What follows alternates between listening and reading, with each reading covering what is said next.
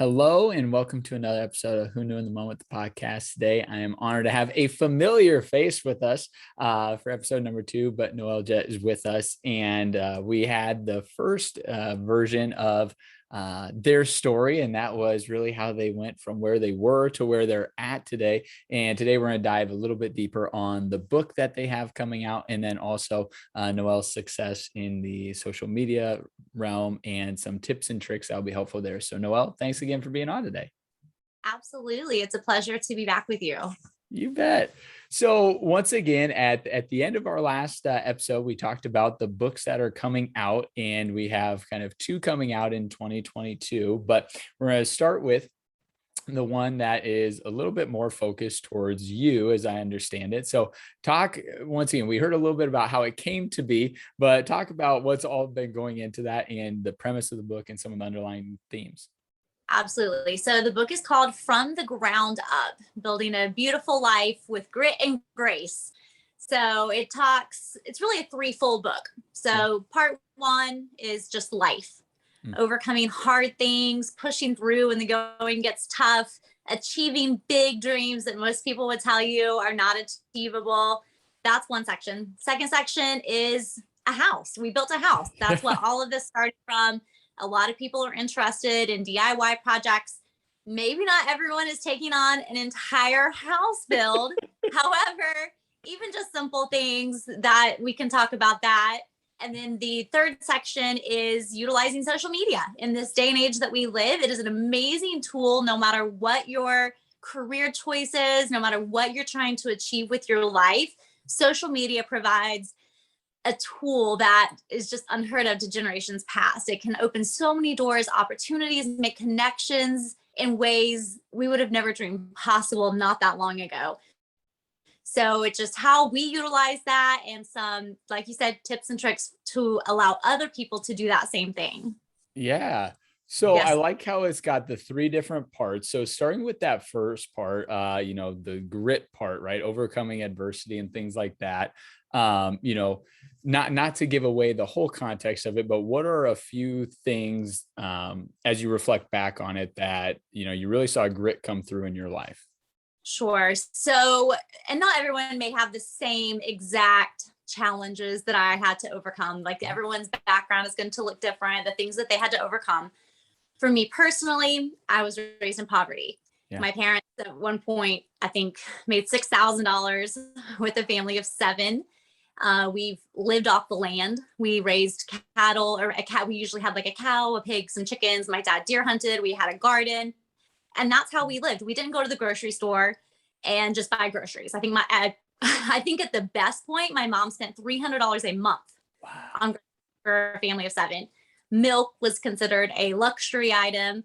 We never went to the store and got new clothes. Like I had never even seen the inside of a shopping mall till I was well into my teens. Yeah. And we really didn't know that though. We didn't really realize how poor we were until we got away and, kind of grew up into our adult years. I'm like, wow, that, we didn't have much.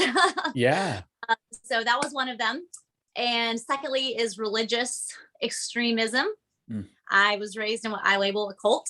It was a independent fundamentalist Baptist group that had their little school that you had to have your kids in so that they could teach them from their point of view on all topics. Every single thing that you learned it from that one worldview. Yeah. And anyone outside of that little group was a bad influence, was not someone you spend time, even family, cousins. Our time was very limited with the people that we spent time around because they didn't want that bad influence on us. Yeah. And my parents had a great heart behind it. Like they definitely weren't like, oh, let's torture and torment our children and put them through this. Like they truly got married, met at 16, got married very young, wanted different for their kids. They wanted to raise good kids. Like that, doesn't every parent want that? Right, we all want to right. Right. So got mixed up in this culture that's very prevalent in the Midwest, especially back in the 80s. Yeah. And that's what they were told. This is what you do. This is A, B, and C. If you follow these steps, you will have good kids. Wow. And they poured their lives into it. And if that is one thing, my parents definitely gave it their all. They do that in anything they do. So, they were trying their best, but just misguided. Yeah. So those were some of the major things. And then as a child, and then as I grew up, I'll try to go to the whole story, but long story short, my family ended up getting excommunicated when I was 21, I believe. So I was already in Florida, but my family was back home, my little brothers. I saw the pain they were going through. And it just made me question everything I had ever been taught regarding religion, life, everything. Just put me into a tailspin. I started drinking, going out and partying, things like I would have never envisioned myself doing. Yeah. Up pregnant, 2 weeks later, married. And we ended up losing that baby shortly thereafter. But now I am married to this man that I've known for like 3 months. Stuck it out for almost 5 years. Yeah. Ended up divorced. Surprise. I know it's a big shocker. So now I'm a single mom. Yeah. Of very young children. Ava was 3 months old when I left. So wow. 3 and 3. Single mom thinking my life is over. Like how I had been raised, divorce was like the cardinal sin. Yeah. Like so much go on in the church. There's so like pedophilia, there's affairs, there's all kinds of things that go on that they kind of sweep under the rug, and everyone just kind of moves on.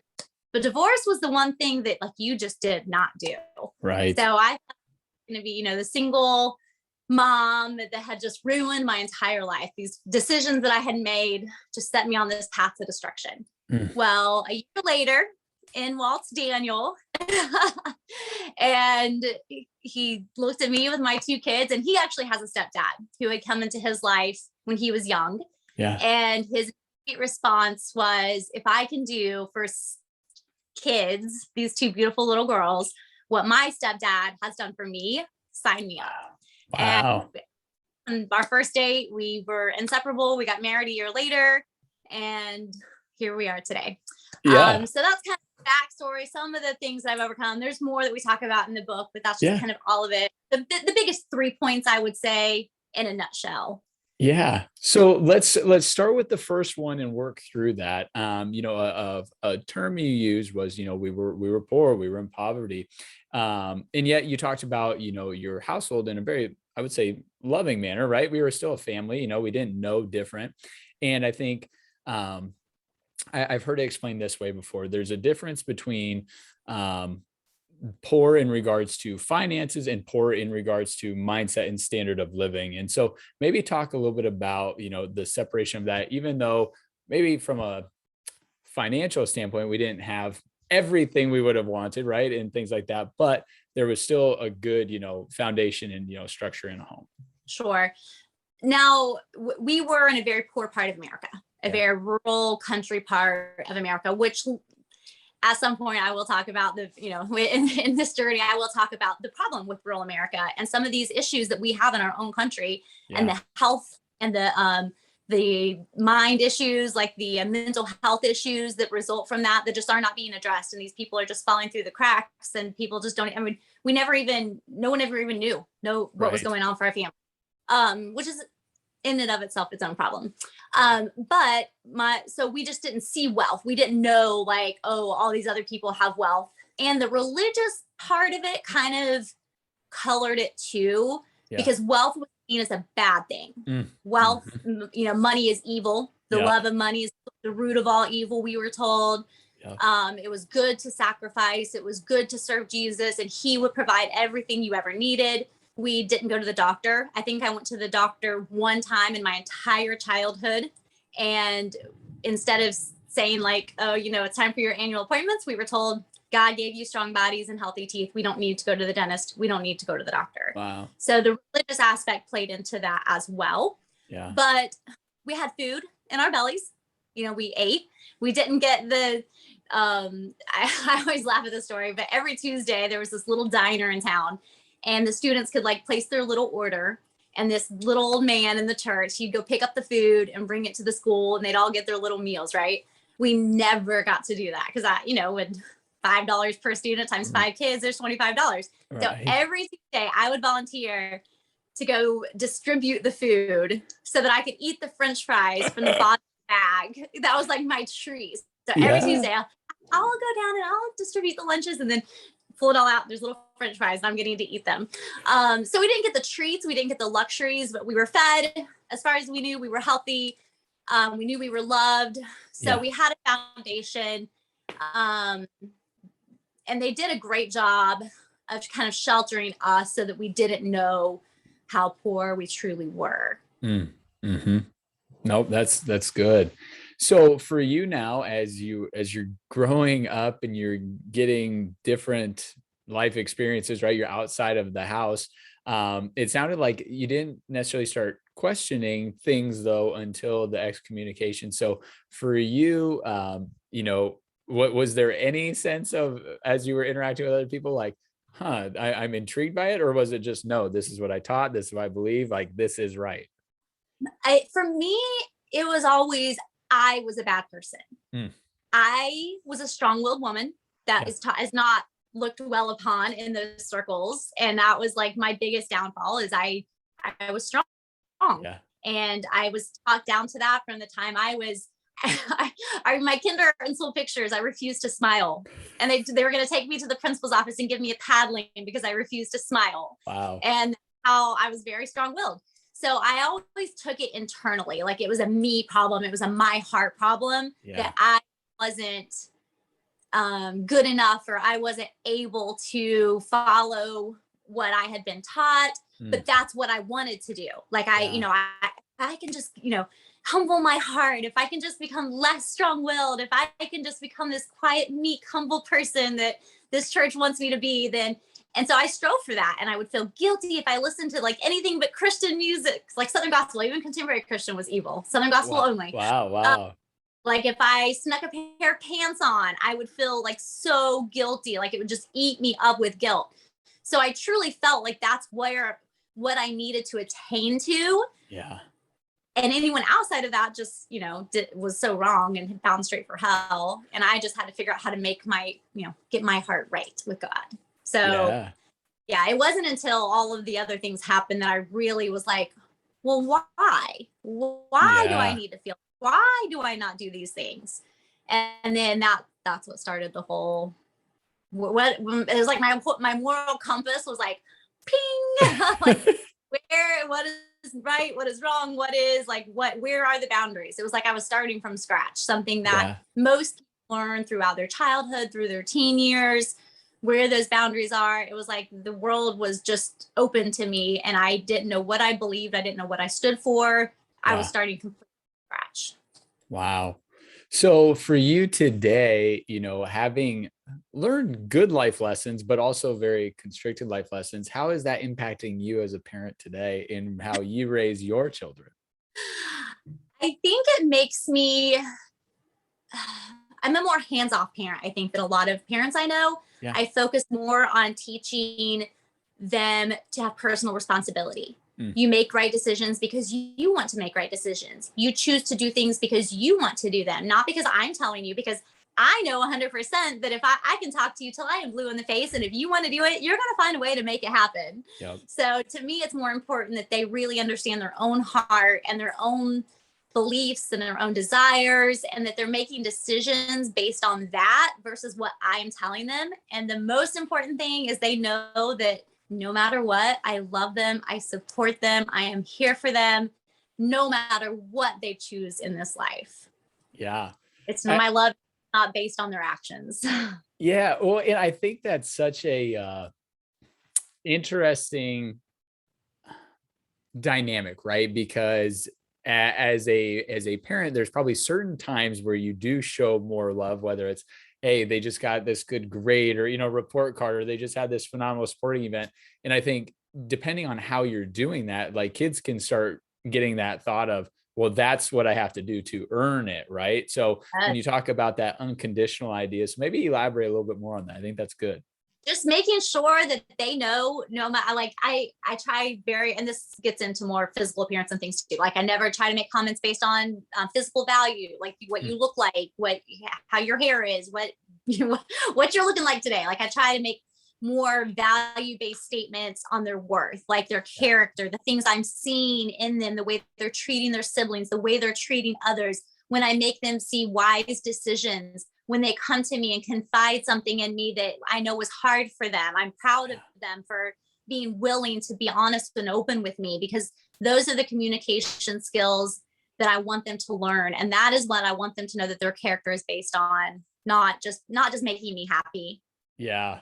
I think that's awesome how you're instilling, I mean, really like lifestyle thoughts, right? Not end result goals. I had David Meltzer on the show, and he talked about how he talks to his kids, and he says, my wife one time told him that, hey, I expect you to get A's. And he goes, I understood why she said that, right? Because everyone wants their kids to succeed in school, right? Sure. And it opens doors, all that. But he goes, what I told my kids was, instead of focusing on getting the A, just promise me you'll give it everything you have. And he goes, my belief is that if you give it everything you have, you'll get the A, right? The only way you won't get an A is if you just don't give it your full effort. So he talked about really instilling that idea instead of, all right, I'm highlighting the end goal, and then that is where, I'll be proud of. Absolutely. I love that. So definitely aligns with my philosophy and how I'm teaching my kids. The decisions that you're making, the thought process that you're having, those things are more important to me than what that end result is. Just like with learning, like I want to instill a love of learning in them, not just how to take a test. Right. Yeah, that always serves you good for so long. I know. Oh, that's great. So in the next part that you talked about then is the house part. And so I know you said, hey, not everyone's going to, completely, build, remodel, do their whole home, which you're exactly right. Most people, it's, a mud room, a bathroom, a kitchen, a singular project. But the thing that I would wonder for you is, when you started on this project, there wasn't as many people doing it. Today, there's a lot of different people doing farmhouses, doing mud rooms, doing whatever it is.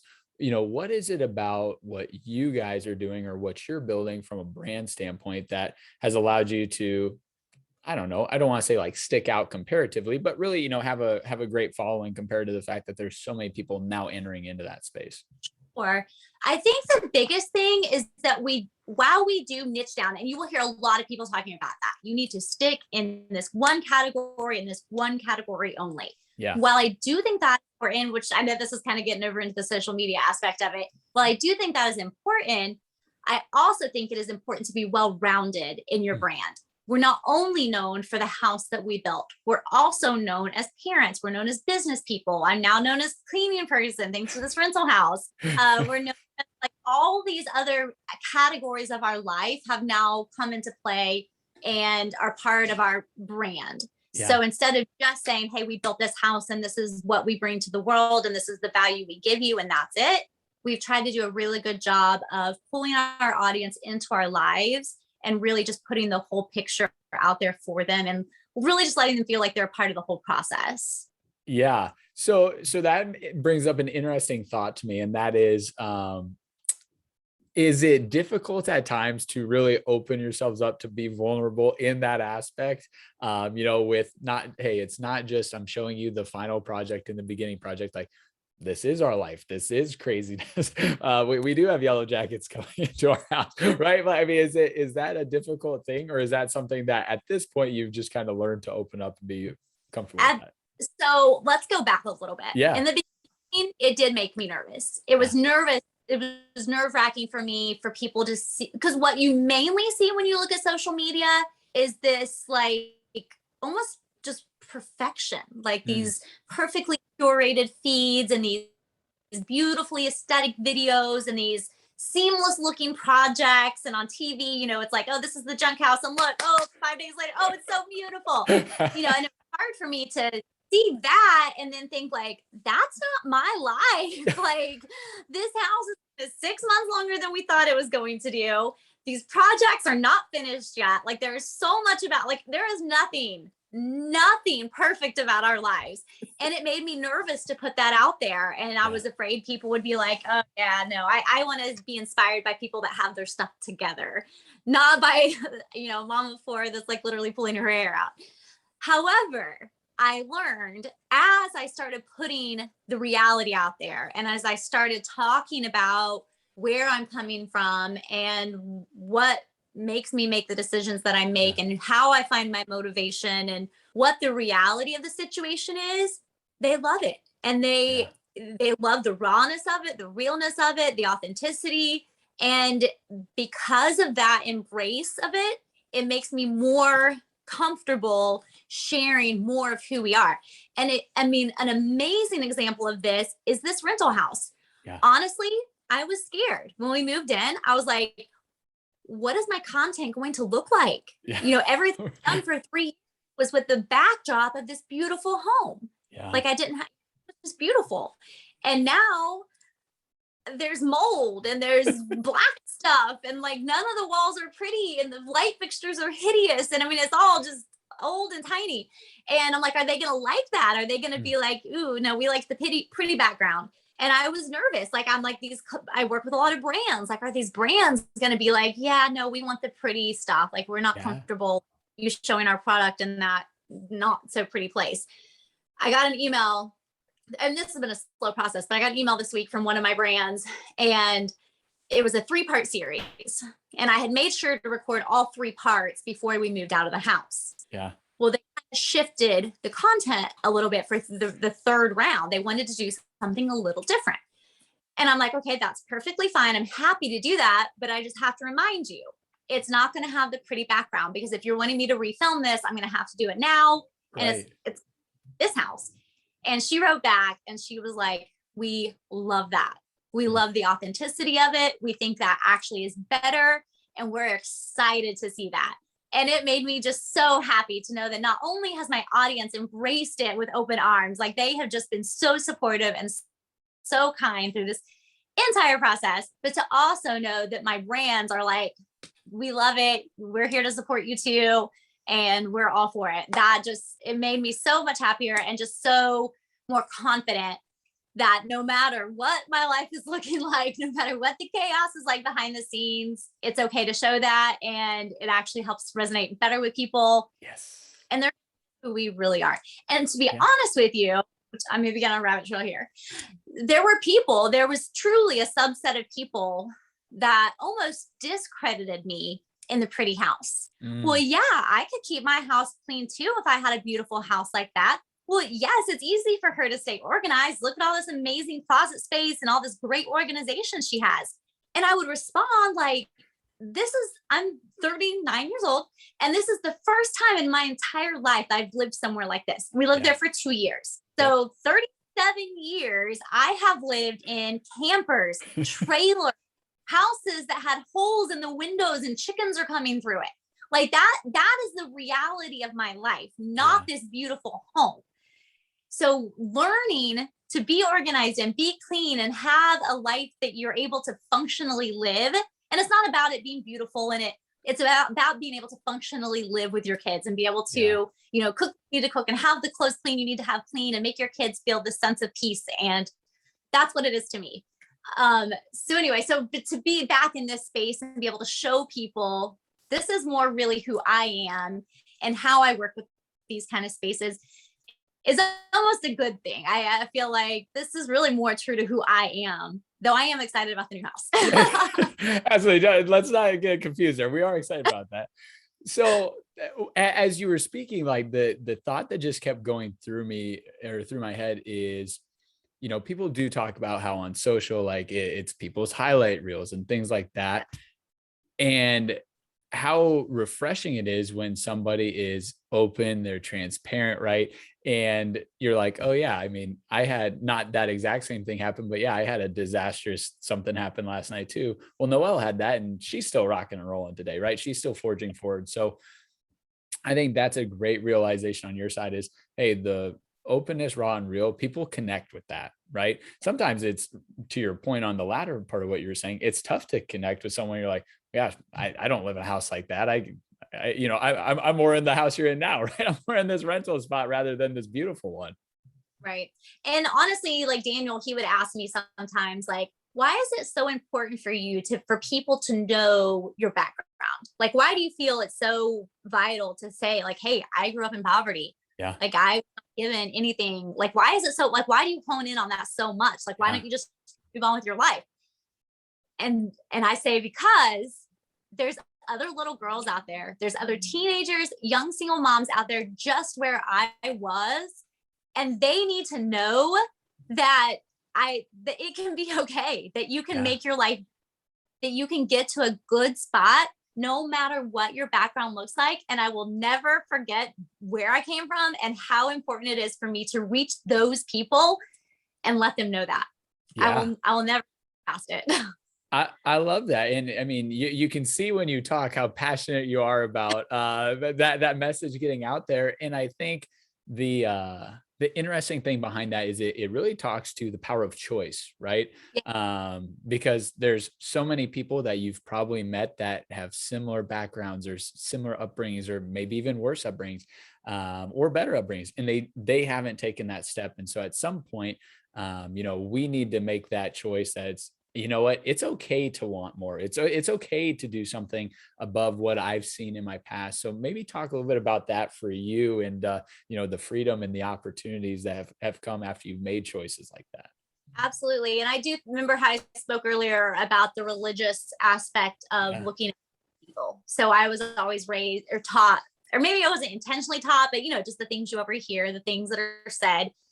If someone has like a nice car and a nice house and nice things, they must be in debt up to their eyeballs. Like, that's all I ever thought. So if someone had nice things, they're in debt. Like, that's simple. That's how you explain that. They're in debt, and it was never something that was a good thing to strive for.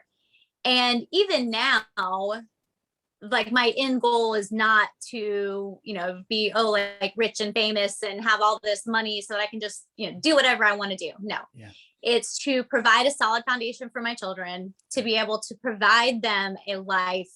And I saw somebody talking about this the other day, and I thought it was so good. The biggest thing you can give your kids is a good childhood. You think other parents think all these other things I need to give my kids, or I need to expect these things from my kids. The biggest thing you can do for them is give them a happy childhood. They're going to have the rest of their lives to look back on their childhood and remember all the amazing memories that you've given to them, the great holidays. And even if it's simple, like simple things, like just playing in the yard together. It doesn't mean it has to be some big elaborate vacation, just the simple things, just that love and the experiences that you're able to give them. That is my goal. And I just had to kind of honestly just seeing other people, speaking with other people, and seeing the perspectives that others are coming from in regards to money, in regards to wealth, in regards to nice things. Having those conversations just really opened my mind and allowed me to see that, yes, money does not buy happiness, but it sure makes life a whole lot easier. Yeah, absolutely. Being able, my kid is like, my daughter needs to go to the doctor this morning, and we're talking about it. I'm like, all right, great. I call the doctor, we make an appointment. We're going to go in. It's, probably $300 or $300. Like, and I didn't think twice about it. And I'm so thankful, because there were times in my life that I definitely should have gone to the doctor, and we didn't go. We didn't go. And that was like, money was it. And we talk about that in the book, a specific incident where I convinced my parents to turn around and go back home on the way to the emergency room, because at 12 years old, I was petrified of the medical bill. Wow. So just being able to provide that kind of stability for my kids is priceless to me. Yes.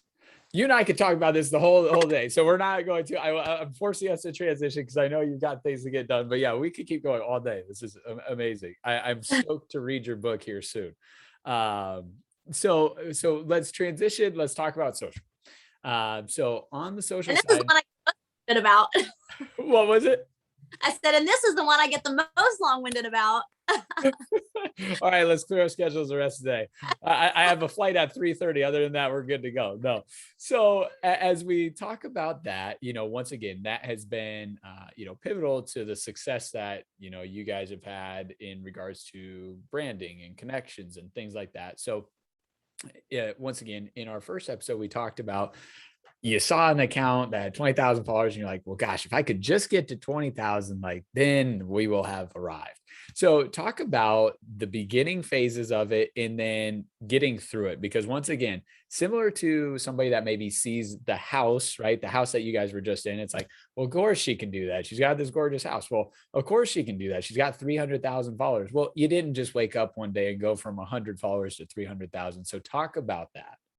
Absolutely. So just like they say, you don't know what you don't know. Yep. And prior to February of 2018, I knew nothing about social media at all. Like I was just mom, I was home. I hadn't left the house in 2 years. I think we talked about that last time because my son, I had no clue what was changing in our world. That, I talk to people now that they were blogging and making an income even back in like 2009, like quite a ways back.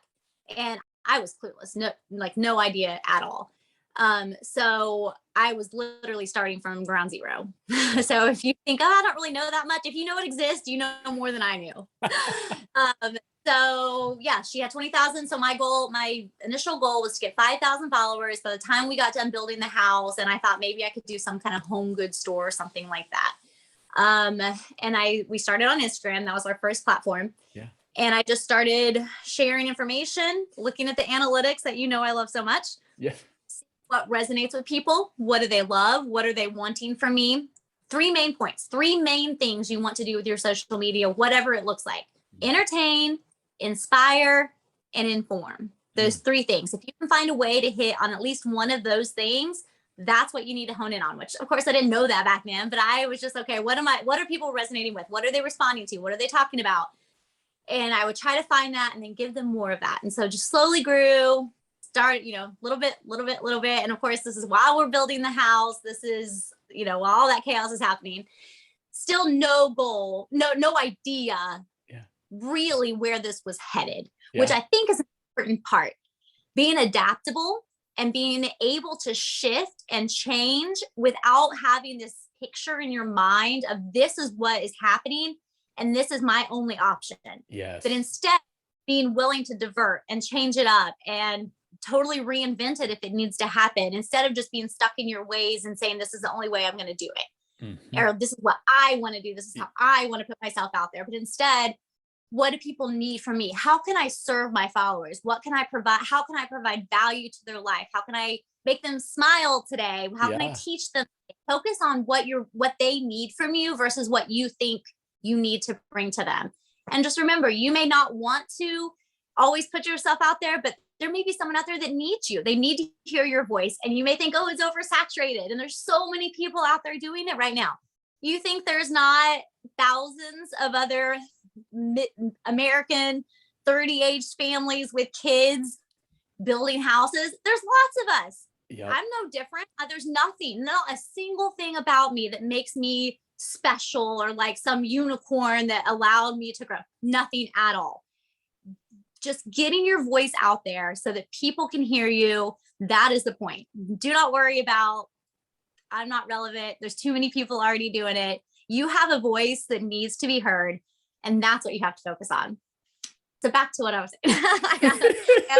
saying. Noelle for president. Noelle for president. So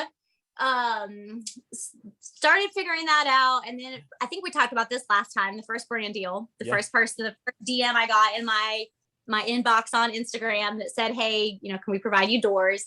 Yep. Which totally just changed. Honestly, that email, if I had to attribute one thing, that email is really what changed the direction of our lives. Yeah. Like, yes, social media had to happen for that to even happen. So you could take it back to that step. But that one email is truly what changed the trajectory of my thinking. Right. What else can we do? If they want to work with us, who else might want to work with us? And how can we use this to, make this build possible? Yeah. So that I can be an overachiever at times. And that just became my sole purpose. Like, who can I talk to? How can I make these connections? And I would send DM after DM after email, just trying to make these connections. And it worked. Yeah. Which is a big point with social media. Consistency and pushing on, even when you're not getting responses, even when you're not getting emails, even when you're not getting an engagement, even when people don't seem to see you, consistently showing up and putting that out into the world has to happen before anything else can. Yep. Even if you have, a lot of people think, oh, if I could just get a video to go viral, if I could just get one video to go viral, that would change my life. I could then have a social media platform. If you have a video that goes viral and people come back and look at your page and there's nothing else there, you have no brand. You have nothing. Yep. You have to have that brand there, that consistency, so that when something does go viral, which is a great thing to happen for sure, they, like you said earlier, they don't just see my video and be like, oh, that's cool, and move on. They come, they see my page. Oh, there's a brand here. There's a family here. This is what they're doing on a daily basis. And they follow. Yes. So you're not just. Yeah. Well, so there's so many good things that you said, but probably the two things that I think are most important to tie on to is one, starting, right? You don't have to know all the things. You have to be willing to start. But then two is not being tied to the likes, the comments, the yeses or the nos. And I think for a lot of people, it's that fear of, oh, I'm going to be judged because I only got this many likes, or I didn't have anything go viral. And at some point, to your point, you just kind of got to get over that, because you didn't start with 300,000 followers, which means you didn't have 20,000 likes on a post to start with, but you had to start. Absolutely. You have to start, and you have to be willing to do what you feel called to do, regardless of who. I always say, if I had to count on my friends and family to have started me and got me going, I would not be here today, because none of them even knew or cared what was happening until it was so big. And then they're all like, oh, like, I think locally people just started finding out about us in like June, like locally. Then it's like everyone's pieces together, and it's like, yeah, we've been here the whole time. But not, so you can't worry about the other people showing up. You just got to do it. And you have to do it because you truly enjoy it. Yeah. And because you want to do it. If you're only doing it because you think you're going to grow a brand and that you're going to find this smashing success and all these amazing things are going to happen to you, you're going to burn out. Even when you get to where I am and you're able to post and get consistent results, if you're not loving it and enjoying it, it's still work. You're still going to get burned out, and you're not going to enjoy the process whatsoever. So whether you have 100 followers or 1 million followers, you have to enjoy what you're doing. Yes. Yeah. Well, and it's funny that you say that, because I think sometimes people get this vision of, well, oh, on social media, they just make money and all they have to do is post. It's like, well, that may be how they get compensated, but the way you create a brand and followers is interaction and engaging. So it's like, yes, social media becomes a job to someone like yourself, where you're constantly getting back to people and you're constantly interacting with them, which, once again, you're passionate about it, so it works out well. But to your point, if you're not passionate about it, you can have all of that, but it's going to trickle away quickly if you're not, re-engaging with folks. True. And if the thought of social media alone does not excite you, like, let's say a lawyer, a friend of mine on TikTok, she's a lawyer in Arkansas. She's got probably close to 1 million followers, if not. Does she need TikTok? No. But so say you're a lawyer, you're going to have a social media, and you are like, I don't want to do social media to do social media. Find what it is about you and about your knowledge that you do enjoy, so that you're not doing it just for the point of doing social media. You're truly talking about something that you're passionate about. Yes. So that way, like, oh, I have to post, I have to talk, I have to engage. It's like, oh, I get to talk about, for me, cleaning. I get to talk about design. I get to talk about house building. It's fun for me. Yes. No, that's so good. So in the nuts and bolts of what you talked about the analytics and researching it, and making sure that what you're posting is engaging with the folks that it needs to reach, right? So what are maybe one or two tangible takeaway items for people that are trying to grow that presence, that, hey, analytics wise, this would be a smart thing to be tracking or doing? Absolutely. So what I would say if I was coaching someone is, say there's let's just say 10 different aspects of your life that you think people may be interested in, right? Mm-hmm. So for someone like me, it could be, I could cook, I can clean, I can homeschool, I enjoy DIY projects, I enjoy house building, I like to detail my car, so something about cars, horses, my dog, like just 10 things. I'm almost 10 things. Post about those 10 things in different settings, different ways. Do that for like a month. Get all this different content out there. Then go back and look at the analytics for every single one and see if you can find a pattern. Which of those 10 things, in which of the ways that I presented them, did people engage with the most? And then take the elements of those things that engage the most and find ways to reproduce them. Maybe it's not the exact same format, but it's these details, just kind of this general direction. How can I do that?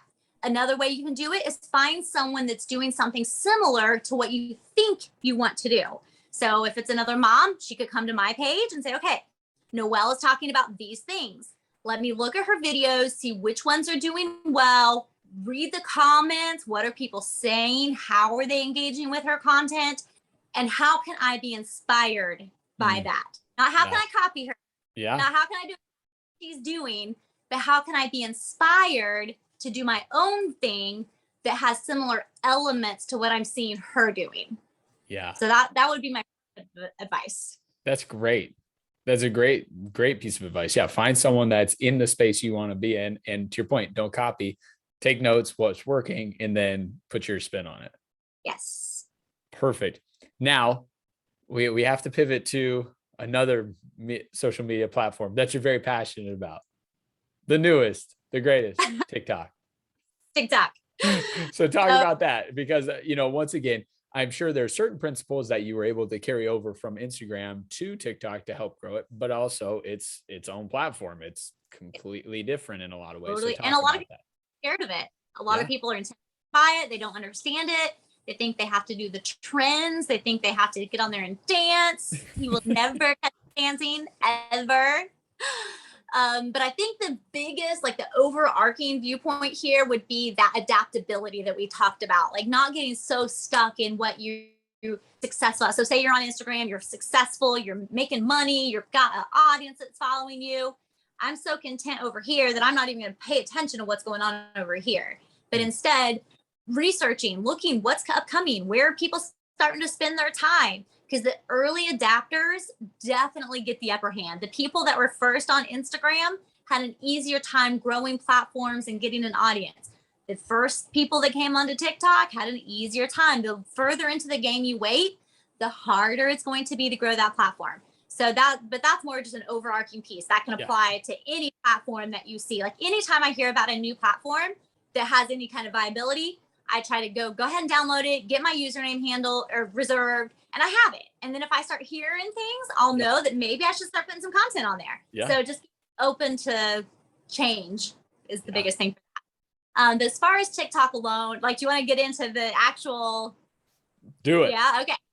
So TikTok alone, for me, it kind of started as a joke because this would have been December of 2019. So my then 14-year-old daughter, I think she would have been, was on there, and it's really new, and all these kids were joking about becoming TikTok famous, and it was kind of like this joke.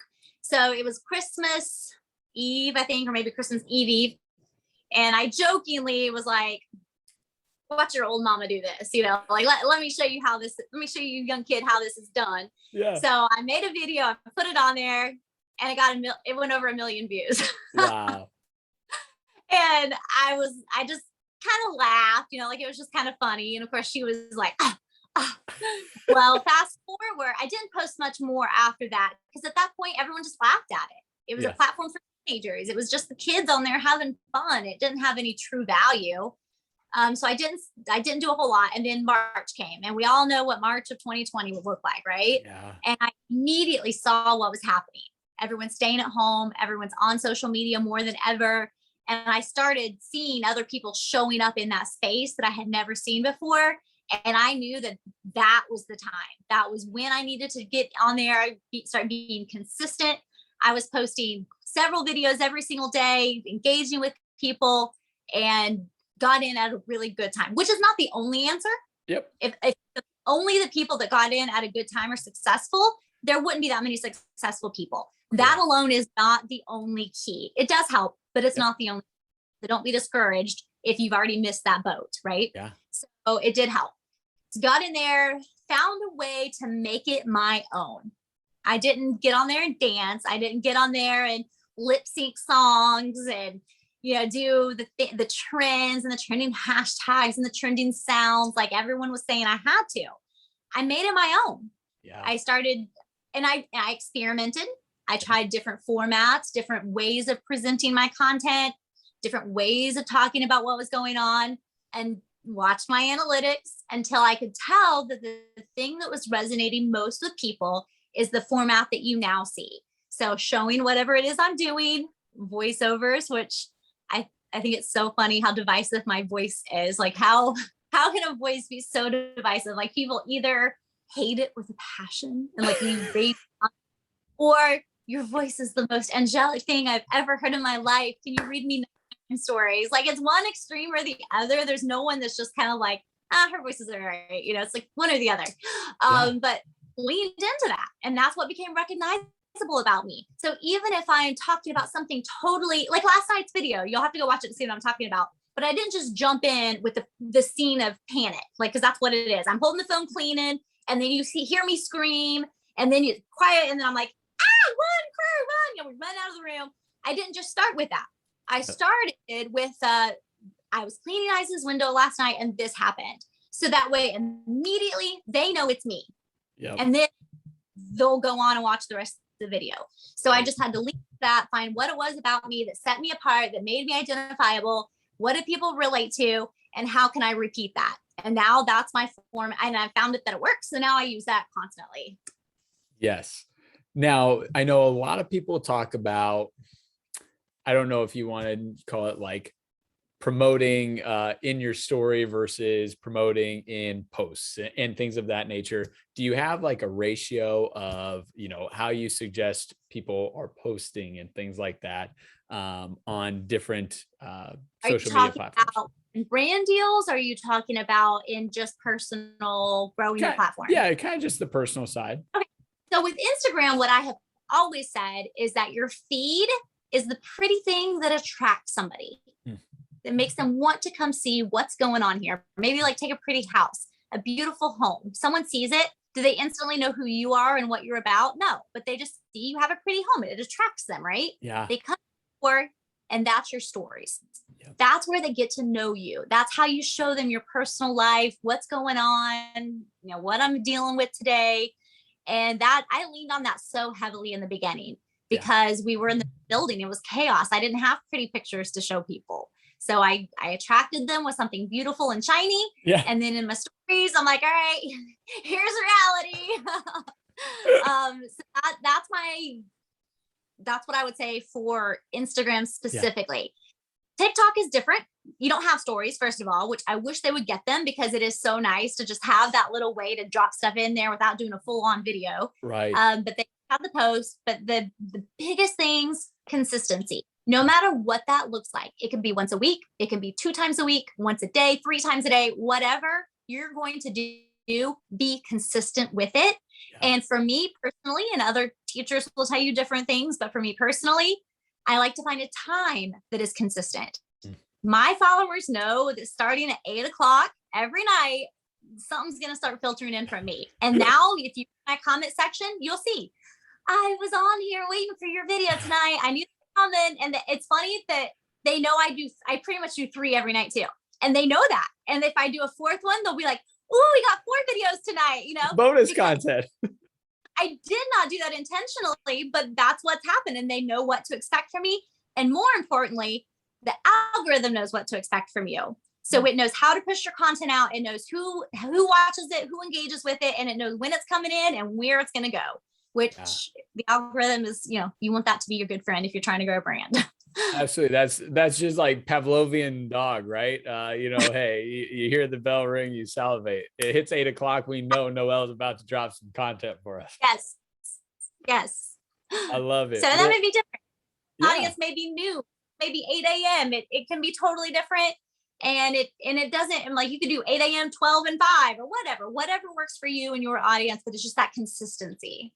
Yep. There's a lot of power in that. In that. Well, any other things that are, maybe one or two tips, tricks, tangible social media takeaways that you'd like to share with people or that have been extremely impactful for you? I just think the biggest message that I want to get out there is just do it. Yeah. Even if you're just doing it on a small scale, even if you have, which I'll say a small scale and some people might laugh, but so let's just say, TikTok followers don't quite equate to Instagram followers. Yep. But let's say you have 2,000 on Instagram and 100,000 on TikTok. That may be considered small, right? Yep. And in some they consider that a ton. I definitely don't mean to diminish that, but it's Absolutely a small platform. You can still make thousands of dollars a month doing that if that's what you're trying to do. You can still get a ton of customers from that. You can still get business from that. You can still build this audience that can truly change your life. Even if it's just making, like, I know plenty of people in my lifetime that being able to generate $3,000 a month would make a total difference for their family. Yeah. Like stay-at-home moms that are able to bring in some income, that can be a game changer. Absolutely. So just do it. Whatever your goals and priorities are, whatever you're trying to accomplish from it, it is such a big tool. And I just have such a passion for letting people know what is capable. Like you don't know what you don't know. So if you don't know that you can get on there and make money and that you can provide for your family and that you can do things with it, then you're not going to pursue it. At soccer on Saturday, not to throw anyone under the bus here, but they were talking about TikTok and whatever. And they asked if I knew somebody. And I said something like, well, normally when I'm on there, I'm working. So I'm not super just on there to be entertained. And one of the ladies sitting there openly scoffed and laughed. Like, and I was like, oh, she doesn't know. She doesn't know. Right. And how people out there just don't know. And no matter what line of work you're in, if you're a real estate agent, if you're a lawyer, if whatever you're doing, you can provide value and add an asset to your life that can totally change things for you. Yeah. That's amazing. You know what? You talked about how when your parents get bought into something, like they go full steam ahead. You definitely got that trait from your parents. if there's something Noelle's passionate about, she is all in on it. Hopefully it's in good directions though. It seems to be. It seems to be in good directions.